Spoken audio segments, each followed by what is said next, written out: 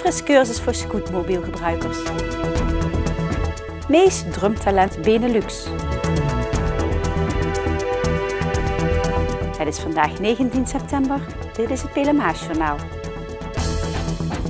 De vierde sporthal in de gemeente Venray komt wat het college van B&W betreft in Oerlo te liggen. Het initiatief van Stichting De Heesakker is volgens B&W de meest gunstige variant. Dat betekent dat het college de gemeenteraad het advies geeft om de vierde sporthal op het sportpark in Oerlo te bouwen.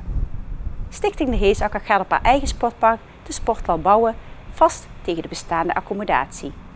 Op die manier kan van de reeds aanwezige kleed- en doucheruimtes gebruik gemaakt worden. De bouw van de hal gaat ruim 1,1 miljoen euro kosten. 8 ton wordt daarbij door de gemeente betaald, de rest door de stichting. Het gehandicaptenplatform Venray en Veilig Verkeer Nederland organiseerde gisteren een cursus voor scootmobielgebruikers. Dit om weer even de theorie op te frissen en de praktijkervaring te vergroten voor deze grote groep weggebruikers. De cursisten kregen een theoriecursus van Veilig Verkeer Nederland, een gehoortest, een oogtest en tot slot reden ze gezamenlijk een route door Venray.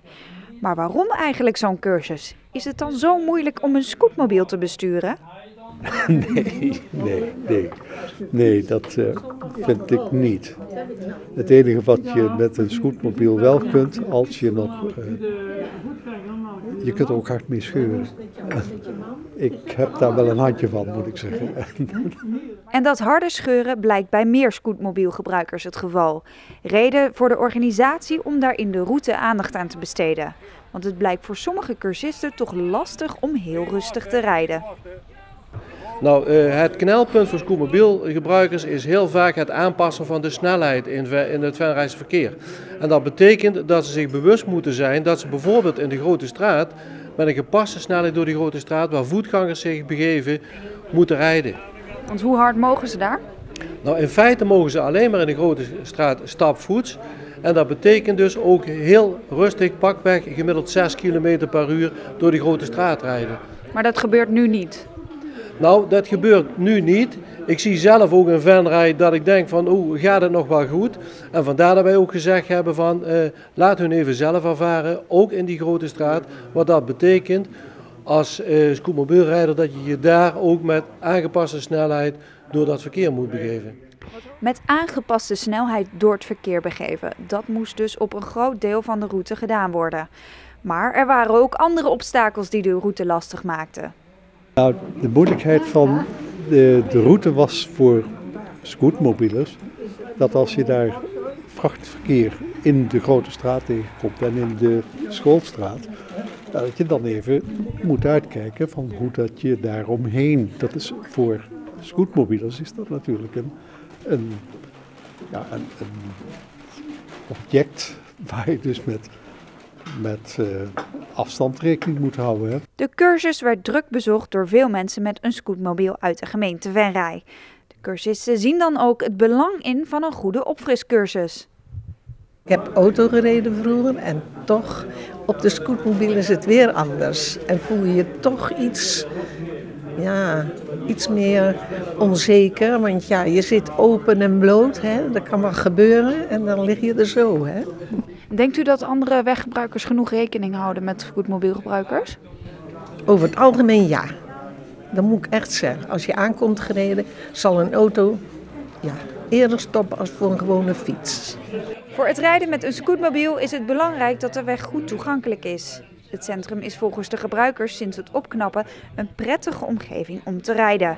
Maar ook in het buitengebied zijn aanpassingen aan de weg een voordeel voor de bestuurders. En dan moet ik richting Maashees. En dat fietspad dat is nou opnieuw geasfalteerd. Nou, dat scheelt de helft. Dat is zo mooi glad rijdt. En eerst ging je over die boomstronken. Dan moest ik gewoon half gaan staan en je stevig vasthouden. En dat is echt geweldig als de weg mooi glad is. De organisatie hoopt dat de cursisten na het volgen van deze cursus hun opgedane ervaring in de praktijk gaan toepassen. Komende week wordt gestart met de sloop van het Vincentiushuis aan de Heuvelstraat. De sloopwerkzaamheden zullen duren tot de week voor Kerstmis. Alle gebouwen, ook de sportzaal, zal op het terrein dat eigendom is van Vincent van Gogh moeten verdwijnen om plaats te maken voor nieuwbouw. Het oudste deel van het Vincentiushuis stamt uit 1935. Het gebouw voldoet niet meer aan de eisen van ouderenzorg. De kamers zijn te klein en er is geen uitloop naar buiten. In het nieuwe plan komen er 12 groepshuizen. In iedere woning is plaats voor 7 cliënten. In totaal gaat het om 84 oudere bewoners. Mees Richelman, oud-leerling van Kunstencentrum Jeruzalem, is drumtalent Benelux 2013 geworden. Met 4 drummers in totaal stond hij in de finale. Mees moest een nummer meespelen en speelde een solo in het genre waar hij zich nu het meest op concentreert. Ik fix me hoofdzakelijk op Latin en jazz, maar ik speel zoveel mogelijk. Dus dit keer heb ik iets meer gospel en funk gespeeld. Maar Latin en jazz, dat is nou niet de eerste keuze die je denkt bij een drummer van jouw leeftijd. Hoe komt dat zo, die muzieksmaak? Ja, klopt. Nou, het is dat ik mee opgegroeid ben. Mijn ouders die spelen ook muziek en tenminste hebben gespeeld ook.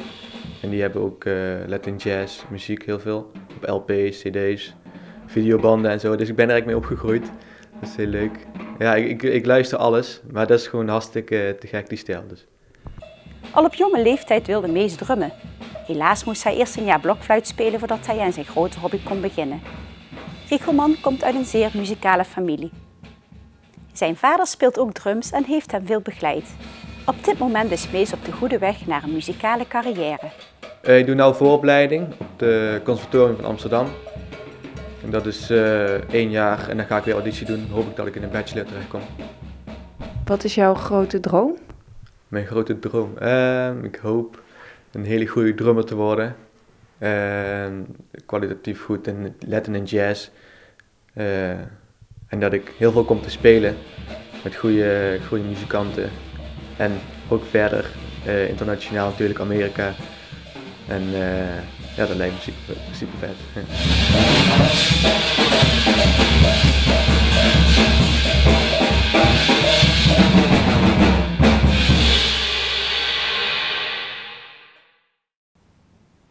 Tot zover dit Pelemaasjournaal. Tips kunt u mailen naar de redactie.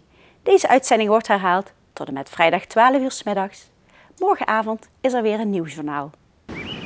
Weer of geen weer, bij ons is het altijd vakantieweer. Aankomende nacht verloopt bewolkt. Er zijn langdurige perioden met regen of motregen. Morgen overdag blijft het bewolkt. Het is overwegend droog. Af en toe breekt de zon door. Het wordt maximaal 17 graden. Ik wens u een fijne avond en heel graag tot morgen.